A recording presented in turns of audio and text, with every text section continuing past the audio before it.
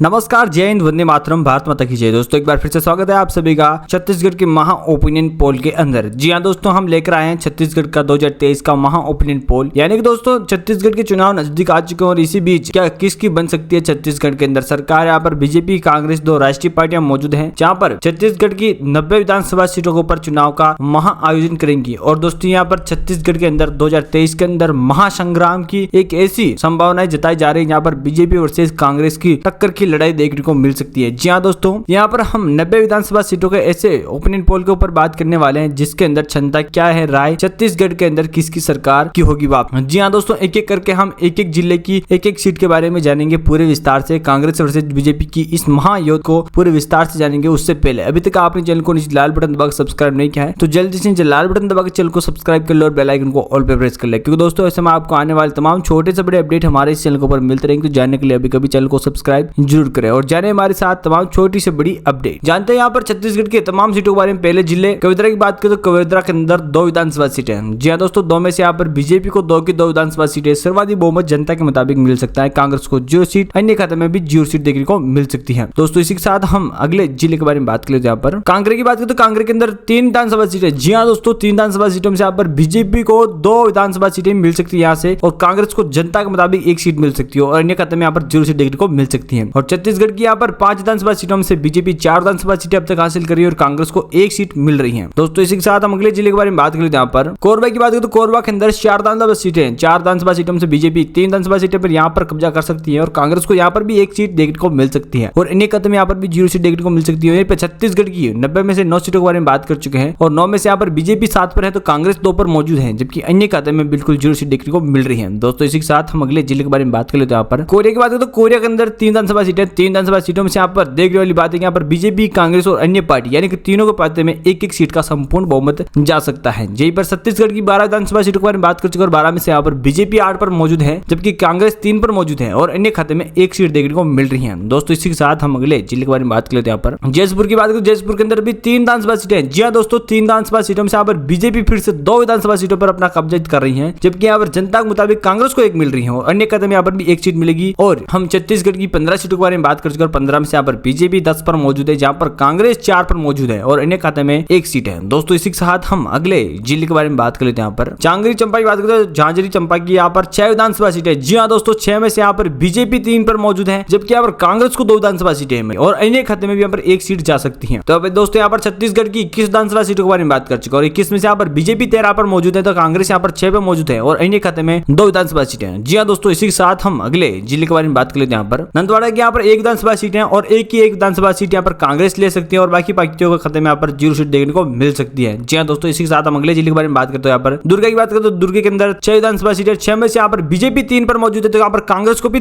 3 विधानसभा सीटें मिलेगी और अन्य खाते में 0 सीट है। वहीं छत्तीसगढ़ की 28 सीटों के बारे में बात कर चुके हैं। 28 में से यहाँ पर बीजेपी 16 पर मौजूद है, यहाँ पर कांग्रेस को 10 विधानसभा सीटें मिल रही है और अन्य खाते में यहाँ पर 2 सीटें देखने को मिल रही है। जी हाँ दोस्तों, इसी के साथ हम अगले जिले के बारे में बात करते हैं। यहाँ पर धमतरी की यहाँ पर 3 विधानसभा सीटों के बारे में बात करते हैं। 3 में से यहाँ पर बीजेपी 2 पर मौजूद है। जी हाँ दोस्तों, यहाँ पर कांग्रेस को 1 सीट मिल रही है और अन्य खाते में यहाँ पर 0 सीट देखने को मिल सकती है। वही दोस्तों यहाँ पर छत्तीसगढ़ की 31 विधानसभा सीटों में से यहाँ पर बीजेपी 18 पर मौजूद है, पर कांग्रेस को 11 सीटें मिल रही है और अन्य खाते में 2 विधानसभा सीटें। जी हाँ दोस्तों, इसी के साथ हम अगले जिले के बारे में बात करते हैं। यहाँ पर बिलासपुर की बात करें तो बिलासपुर के अंदर 7 विधानसभा सीटें हैं। 7 में से यहाँ पर बीजेपी 4 पर मौजूद है और 4 पर कांग्रेस 3 पर मौजूद है और अन्य खाते में 0 सीट है। वहीं पर छत्तीसगढ़ की 38 विधानसभा सीटों में से यहाँ पर बीजेपी खाते में 22 विधानसभा सीटें देखने को मिल रही है, कांग्रेस को 14 सीटें देखने को मिल रही है और अन्य खाते में 2 विधानसभा सीटें देखने को मिल रही है। दोस्तों इसी के साथ हम अगले जिले के बारे में बात करते हैं। यहाँ पर बस्तर जिले की यहाँ पर बस्तर जिले के अंदर 3 विधानसभा सीटें। 3 में से यहाँ पर बीजेपी को 1 सीट मिलेगी, यहाँ पर कांग्रेस को 2 विधानसभा सीटें मिल सकती है। जी हाँ दोस्तों, अन्य खाते में 0 सीट है। वहीं पर छत्तीसगढ़ की 41 सीटों में से यहाँ पर बीजेपी 23 पर मौजूद है, यहाँ पर कांग्रेस 16 पर मौजूद है और अन्य खाते में 2 विधानसभा सीटें जा सकती है। दोस्तों इसी के साथ हम अगले जिले के बारे में बात करते हैं। यहाँ पर महासमुंद की बात करें तो महासमुंद के अंदर 4 विधानसभा सीटें। 4 में से यहाँ पर बीजेपी 2 पर मौजूद है, यहाँ पर कांग्रेस भी 2 पर मौजूद है, जबकि अन्य खाते में यहाँ पर 0 सीट देखने को मिल रही है। वहीं छत्तीसगढ़ की 45 विधानसभा सीटों में से यहाँ पर बीजेपी 25 पर मौजूद है, यहाँ पर कांग्रेस 18 पर है, जबकि यहाँ पर अन्य खाते में 2 विधानसभा सीटें देखने को मिल रही है। दोस्तों इसी के साथ हम अगले जिले के बारे में बात कर लेते हैं। यहाँ पर राजनांदगांव की यहाँ पर 6 विधानसभा सीटें। जी हाँ दोस्तों, 6 में से यहाँ पर बीजेपी 3 पर मौजूद है, यहाँ पर कांग्रेस 2 सीटें मिल रही है और अन्य खाते में 1 सीट है। वहीं पर यहाँ छत्तीसगढ़ की 51 विधानसभा सीटों में से यहाँ पर बीजेपी को 28 सीटें मिल रही है, तो कांग्रेस को 20 सीटें मिल रही है और अन्य खाते में 3 विधानसभा सीटें मिल सकती है। जी हाँ दोस्तों, इसी के साथ हम अगले जिले के बारे में बात करते हैं। यहाँ